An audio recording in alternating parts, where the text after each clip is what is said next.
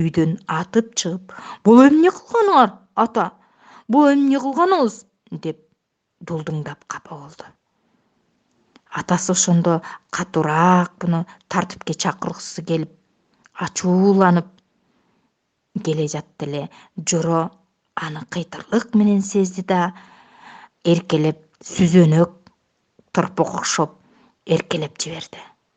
Атасы жошуй түштү. Бир мезгилде баласын тартипке чакырууга аракет кылды. Андан убакыттын өтүп кеткенин байкап, жумуштан кеч калганына өкүнүп жөнөп салды. Айый, апасы атасынын шашып кеткенин көрүп, алып кетпеген түйүнчөгүн карап Жорого суранды. Жоро балам, атаң тамагын унутуп калган тура. Сен алып барып берсең, атаң ыраазы болуп калат. Жоро: жок, мен алып барып бербейм. Керек болсо өзү келип алып кетсин. Деген боюнча дагы кайрадан өз бөлмөсүнө кирип кетти. Андан кийинки саякаттан четтөө деген сюжетке токтололу.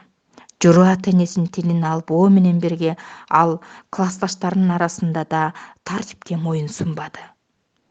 Мисалы, окуучулар колхоздогу мөмө жемиш өстүргөн парнике сабактан кийин жардам берүүгө кол кабыш кылчу.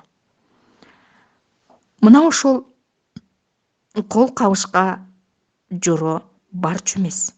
Шылтоолоп, мен китеп окуп жатам деп үйүндө бекинип олтурчу. Мына ошол мезгилде Жоро өзүнүн классташтарынан, тең туштарынан өзгөчөлөнгөнсүп, өзгөчө көрүнгүсү келип, чачын өстүрүп, өзгөчө кыймыл-аракет менен тамекини буркуратып, вино ичүүнү өздөштүргөн. Аны жөн жүрбөстөн классташтарына да сунуштайт. Ага алар каршы чыгат. Жоронун айтканына көнүшпөйт. Ошентип күндөрдүн бир күнүндө бүтүндөй Жоронун классташтары парникте жакшы иштегендиги үчүн бүт класс мугалими менен Борбор калаага бармакчы, саякаттап бармакчы болушат. Ошол мезгилде классташтар арасында чогулуш болуп, Жоронун бейбаштык жоруктарын айтып, саякатка баруу жана барбоосу классташтар арасында добушка салынат. Баарысы анын парникте иштебегенин айтып, айрыкча классташы Мелис анын Жоронун Борбор калаага саякаттап чыгууга, кыдырып келүүгө, туристтик путевка менен барууга аны кошпойт. Мелис каршы чыгат. Ошентип бардыгы добушка коюлуп, Жоро классташтар менен бирге саякатка баруудан четтетилет. Мына ошол саякаттан четтетүү жөнүндө окуясынан мисал келтирели.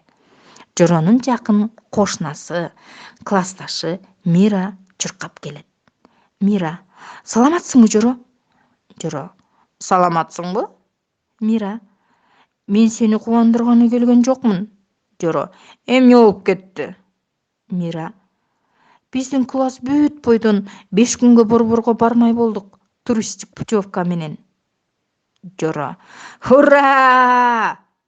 Мира: биздин класс бүт сенден башкасы. Жоро: мениби? Мени кошпой коюштубу? Ким ошентти? деп ачууланат.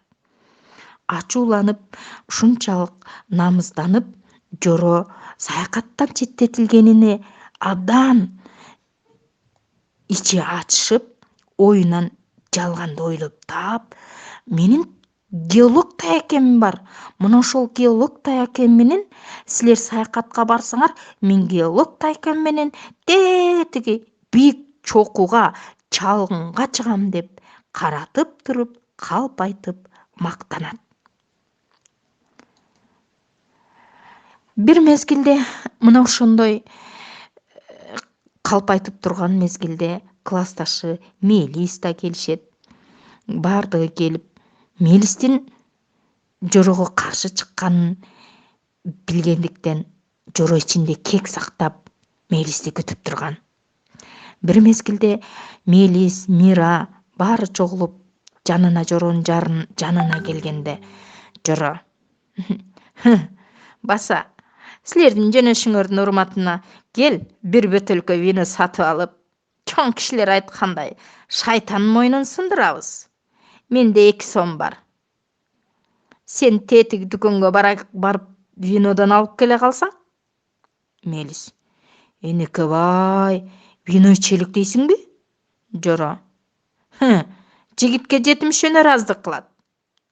Мелис: «Бирок бул жакшы өнөр эмес, тартипсиздик», деп Жорого каршы чыгат.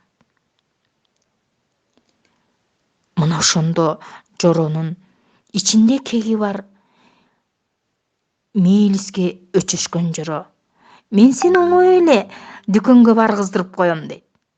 Мелис: «Мен дүкөнгө барууга каршымын», деп ал буйрукту аткарбайт.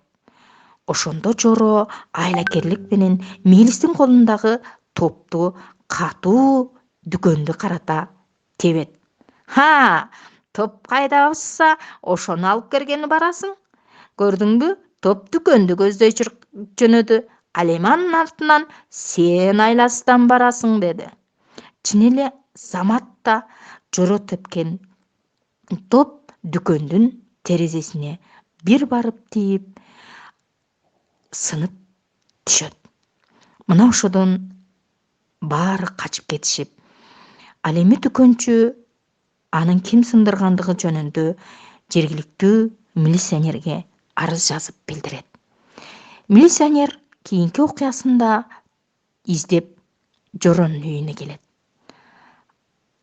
Анын терезени сындыргандыгы жөнүндө атасына билдиргенде, атасы аны даалысында сезет. Жоро, аны билем, Жоронун кылганын», деп Жорого капа болуп, милиционерди карап, ага көзүн кысып: «Буну тартипке чакырбасаң болбойт. Теги балдар үйүнө алып барчы. Мен да аябай чарчадым», дейт. Милиционер да: «Ооба, макул, туура айтасыз. Буну балдар үйүнө, балдар колониясына алып барып тартипке чакырбасак болбой калыптыр», дейт. Алар ошентип бири-бирине көзүн ымдап, Жорону коркутуу максатында сүйлөшүп жатканда, Жоро коркконунан бекине калат. Алар үй тарапты көздөй кеткенде, Жоро качып жөнөйт. Жоро милиционерден абдан коркот. «Балдар колониясына кантип барам? Андан көрө качып кеткеним жакшы», деп ал тоону көздөй максатсыз качып жөнөйт. Кийинки экинчи көшөгөсүндө ал караңгы токойдун арасына келип, токойдун түндүн сүрүнөн коркот. Ар турдуу үндөр ага кулагына угулат. Ал таң сүргөнгө чейин уктабай, нары басып, бери басып жөнөйт. Ошентип тоого, жайлоого барат. Жайлоодо ал жылкы баккан карыя менен байбичеге жолугат. Аларга качып келгенин айтпастан, ата-энеси жок, жетим экенин айтат. Ал эми жылкычы карыя айтат: «Өткөндө дагы ушундай бирөө селсаяк бирөө келип алып, менин жылкыма тийип кеткен. Балким сен да ошондой болуп жүрбө?» деп күмөн санайт. Ал эми Жоро дароо жалган айтып, бөжүрөп, бечара болуп: «Менин эч кимим жок, ата-энем жок, жетиммин», деп ыйламсырайт. Жылкычы карыянын байбичеси алмадай боорукерлик кылып, ага кымыз сунат. Ошентип Жоро акылман жылкычынын үйүндө алматай байбичесинин боорукерлине бөлөнүп жүрүп калат. Жылкычы карыя дароо эле Жоронун тышкы келбетин карайт. Карасаң, чачынын өскөнүн, кийген кийимин кара», деген карыя ичинде өз билгенин